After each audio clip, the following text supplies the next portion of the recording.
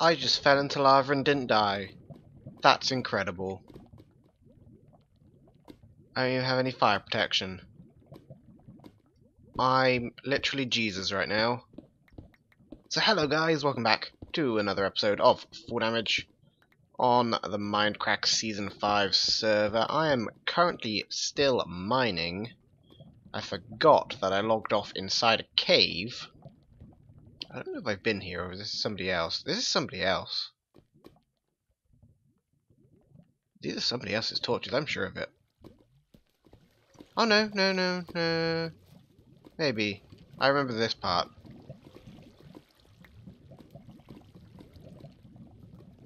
Does my...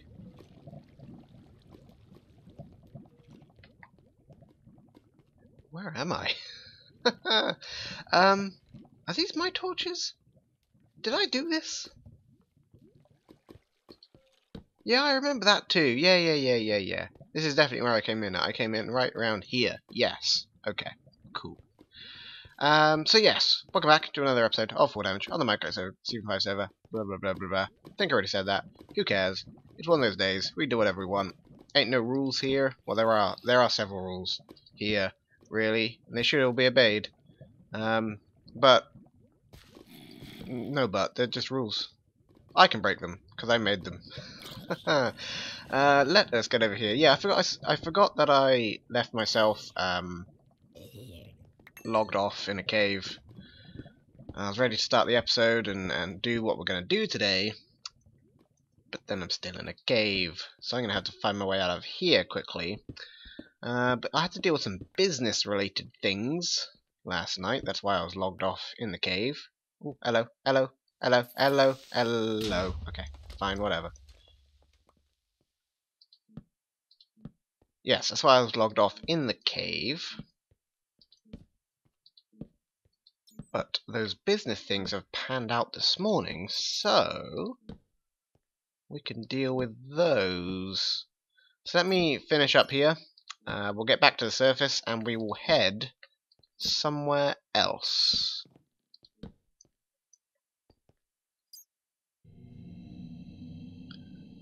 Okay, I found my way out of the cave. I had to set up pretty much an entire base here. We've got a furnace, we've got chest, we've got a crafting table, we've got a bed, we've got the TARDIS over here.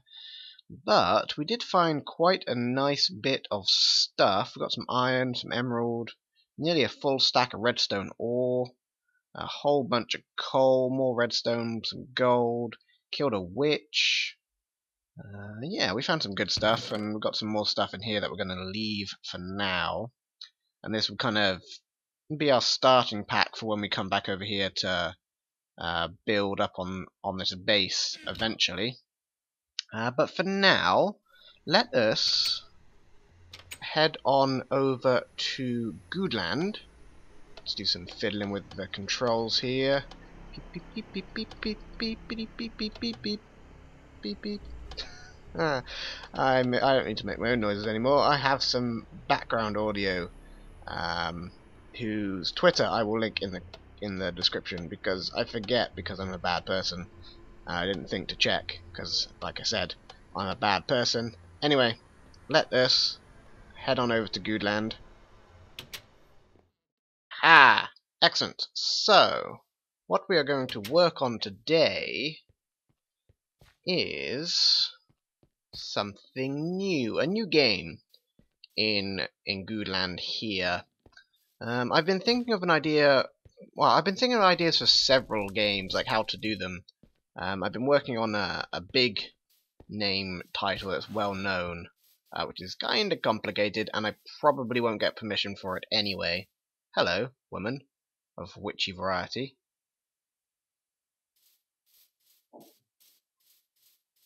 How are you today? Dead. Dead is how you are. Well, there's a zombie out here too. Or in there.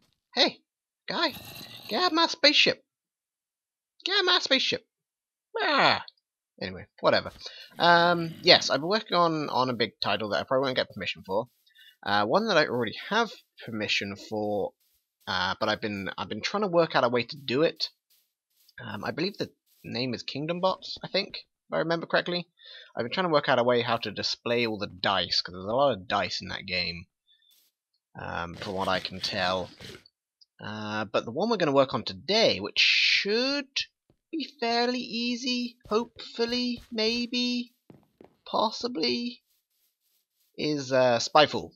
Spyfall is a game that I don't think is available in English yet. They're still working out deals with English publishers, I believe. It may be coming soon. It's coming this year, I believe. Hopefully soon-ish. We need some reeds, some paper. Well, you know what, we can just do it with any old items for now, probably.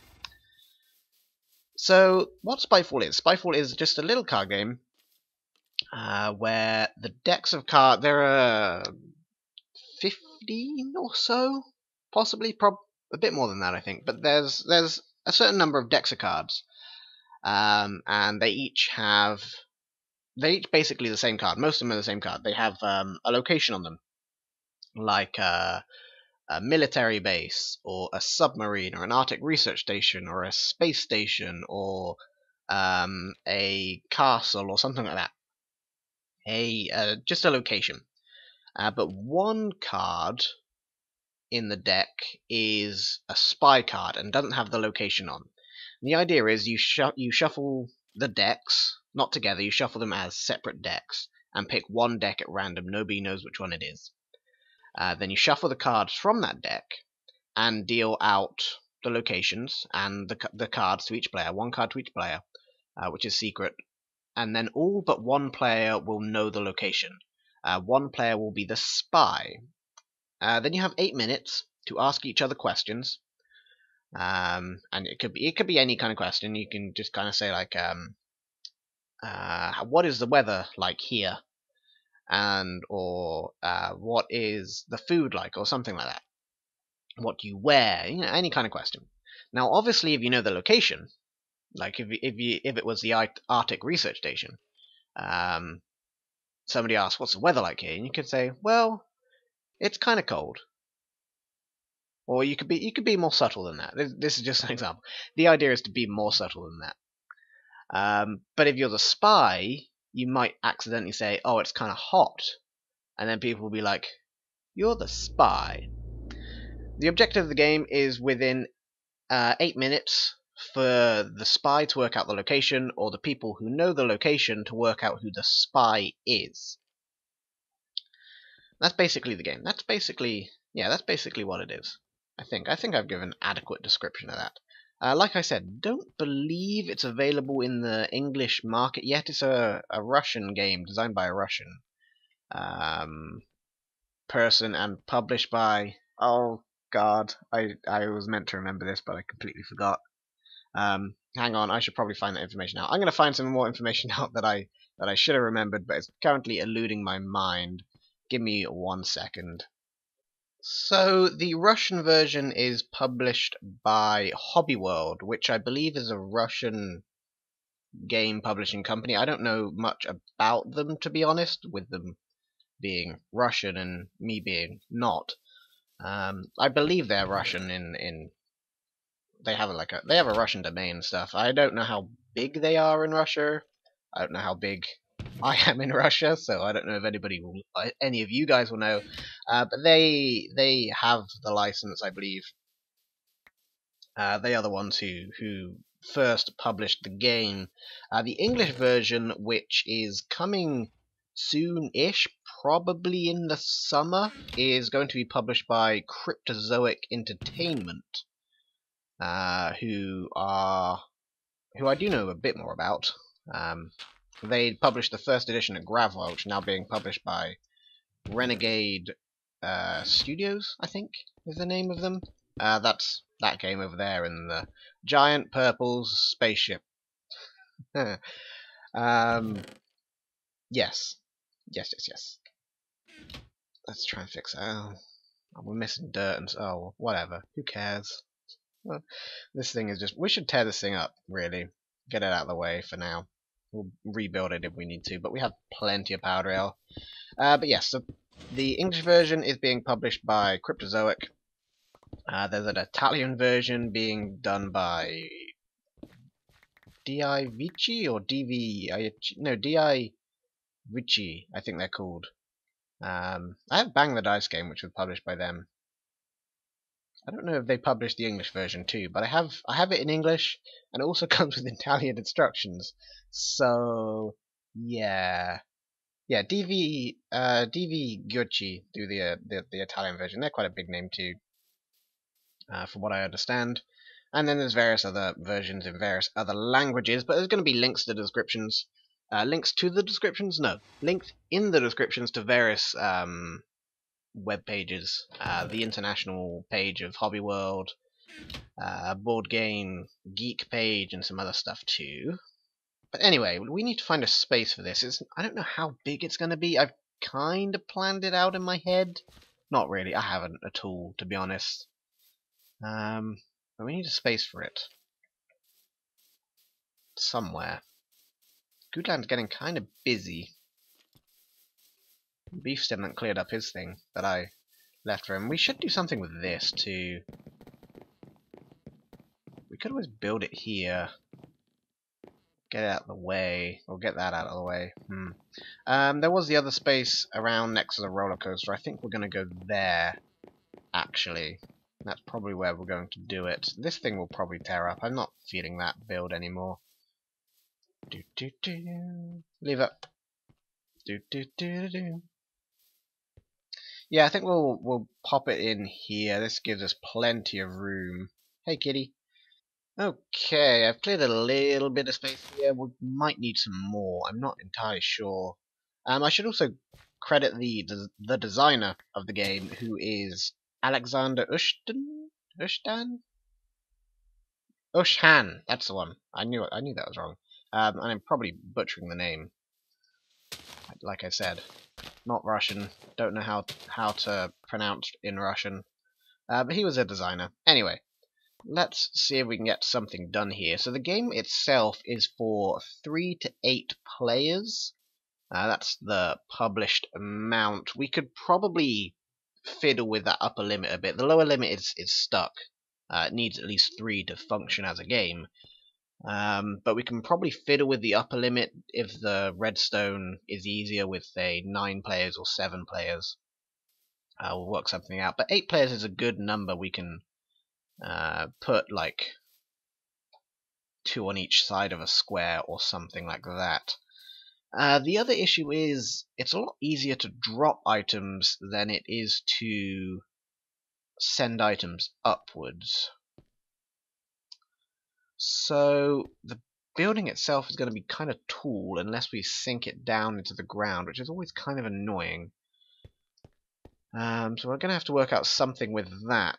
But let's kind of tweak some of the redstone here. I could always head over to my board game testing world to work that out, but let's do it here for now.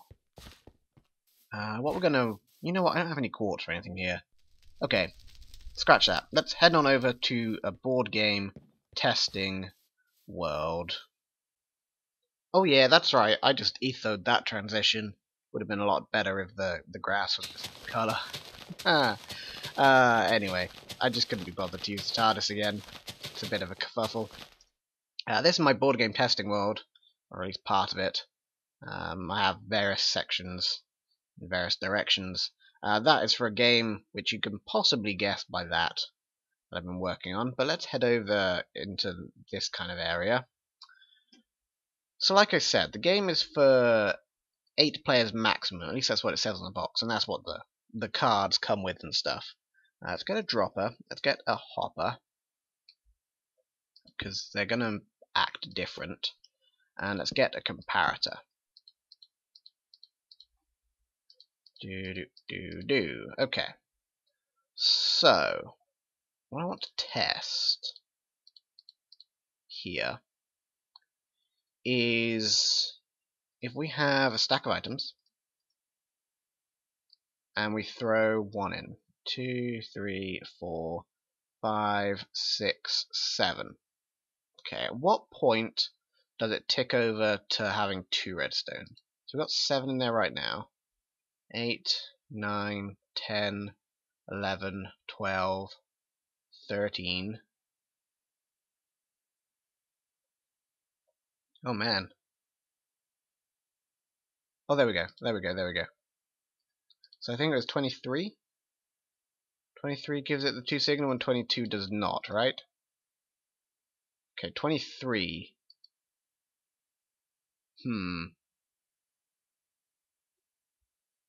Having it for 23 players, a little bit too much. I was hoping it'd be less than that. Okay, now what if we do something that can only stack up to 16? So if we grab... I don't want anything that people can throw either, because then if they right-click, things go wrong. What can only stack up to 16? Snowballs, ender pearls, obviously not bones, yeah, snowballs, ender pearls, buckets. Could do buckets, as long as people don't fill them with water. But if we don't have any water, then people shouldn't be able to, right? Well, some people probably find a way. Firework stars, no, okay. Might be going with buckets. Okay, nether stars, no. We wouldn't be doing nether stars anyway, that would be a terrible idea. Okay, let's try buckets. Let's see at what point you tick over. Okay, obviously 1 is 1. Oh, there we go. It's already gone. Was it on 8? Or on 7? Or was it on 6? Oh, Jesus. Okay. So you'll tick over on 6.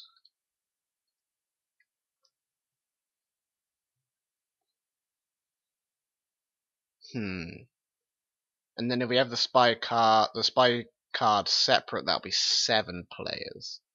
That's not too bad. That's pretty much the numbers. Let's try a dropper. Dropper's probably going to be higher though, unfortunately. Oh wow. Frames, why you go mad then?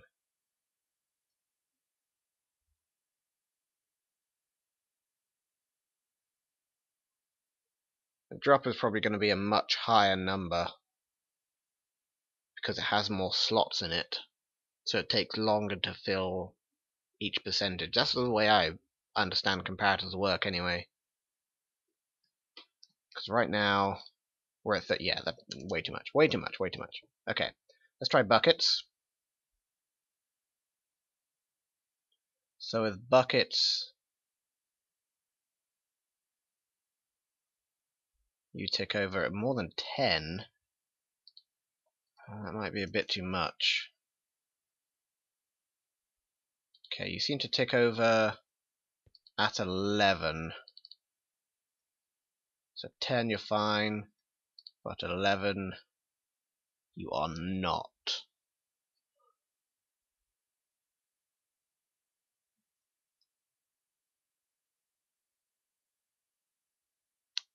That might be a little much.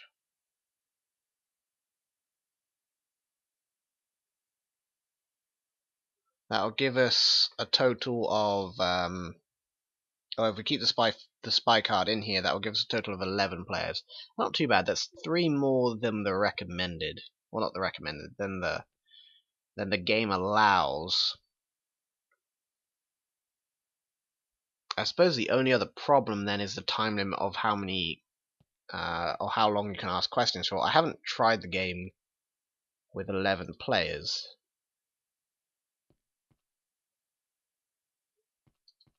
And then here we had what? We had 6. And keep the spy card separate, that would be 7 players.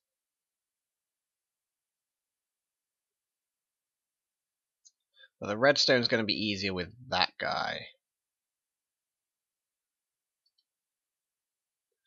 But then I want to keep the spy card separate. So that'll bring us up to 12 players. That's a lot of players. Huh. We could always do something like swords too. That's always another option. Let's get another... Well, that'll give us... Well, in fact, that will give us a 10-player maximum with swords if we do it in the dropper here. So let's try that. Let's get some swords out here. 1, 2, 3, 4, 5, 6, 7, 8, 9. Right, so that should be you completely full.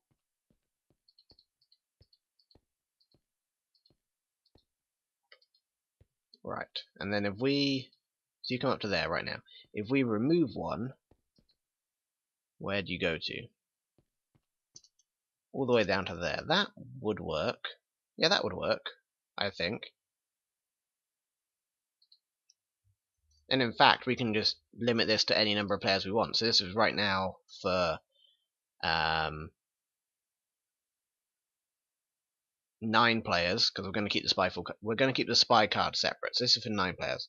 So if we take another one, that'll be for 7 players. Okay, yeah, that would work. That would work. And we're going to have... Here's what we're going to do. This is a redstone of 1, 2, 3, 4, 5, 6, 7, 8, 9, 10, 11. So what we're going to have is... let's get some stone brick from somewhere. There it is. And pop that there. Will that work?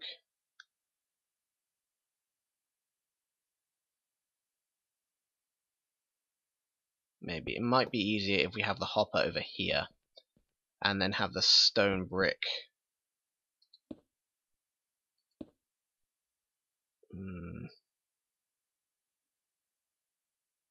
on this side. Yeah, that would work. Well, you know what, we could always have the hopper on top and then the stone brick there. That would work too. Okay, let's do that. And then we're going to have this signal come round and feed into this block here, like so. So we're going to have that go from there 1, 2, 3, 4, 5, 6, 7, 8, 9, 10, 11. Okay, so if it's full, if it has all the cards that it's meant to have in it, which in this case are swords, it will not accept any more in it. So I have the hoppers which flow over the top for when players return the cards, and they will all find their way into whichever one is empty, which will be the one that doesn't have enough cards in it, essentially. So that will work. Let's do a weather clear. Weather clear. Thank you. Now the only other issue that we may have, this is an issue that I keep having with board game designs. We break this and pop it back in. Right.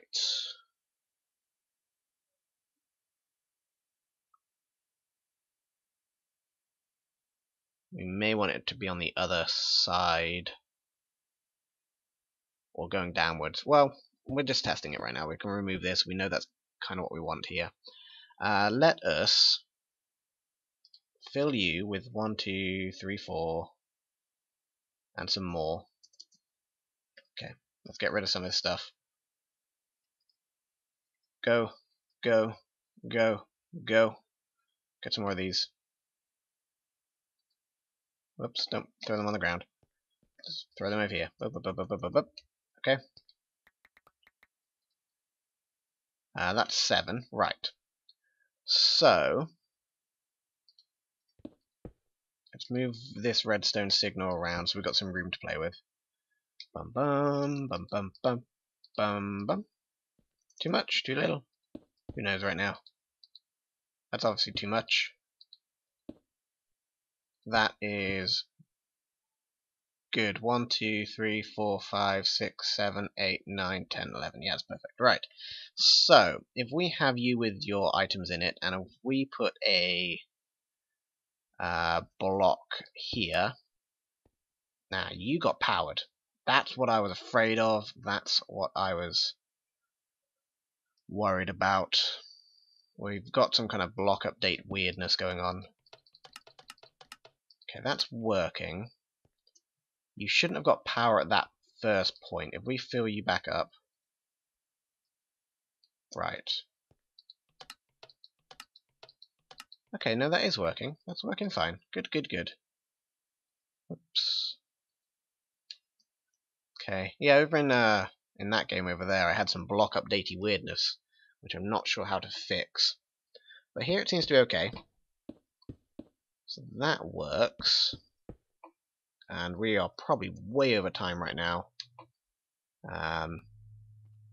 Let me get some more done, and I shall see you guys in a second. Okay, so this is what we have right now. Not much. I have some other recording I have to do today. I spent a little bit of time on this, planning stuff out, mostly in my head. But I'll try and verbose that to you right now. So what we're going to have? Well, the actual game has 26 different locations to 26 decks. The design that I have right now will support 24. We can lose 2. That'll probably be okay. I think it'll be fine. There'll be 2 mystery ones. You'll just have to buy the game to know what they are. Anyway, this is what we have right now. So we're going to have, well, each of these little L shapes here, they represent one of these things that we built. That's going to contain a deck. So we're going to have 3 here, 3 here, 3 here, 3 here. That's a total of 12. And then we're going to double that, put another one up, which will be a total of 24 different decks. We're going to have a 2-bit randomizer, which will either randomly output 1 or 2, essentially. So that will either go to the top floor or the bottom floor. Then we'll have a either a 4-bit randomizer, or yeah, we'll either have a 4-bit randomizer or we'll have a 2-bit followed by 2 more 2-bit randomizers. So essentially, it's going to randomize one of these sides. Either it'll pick 1, 2, 3, or 4, or it'll pick first this corner or this corner, and then split it down either this side or this side, this side or this side. And then we'll have a 3-bit randomizer which will pick which deck. So we'll randomly choose a deck each time, which is good. That will work fine. Then we're going to have a system. Then it's gonna essentially just, after it's randomly picked the deck, it's gonna tick out in this until it's empty. I was gonna have it count out for the number of players -1, but that's too much redstone. It's just gonna tick it out till it's empty. Anything it doesn't need will go somewhere else. That's gonna get added to it. There will be these. You see, that's a problem. That's why I needed it to have each player individually.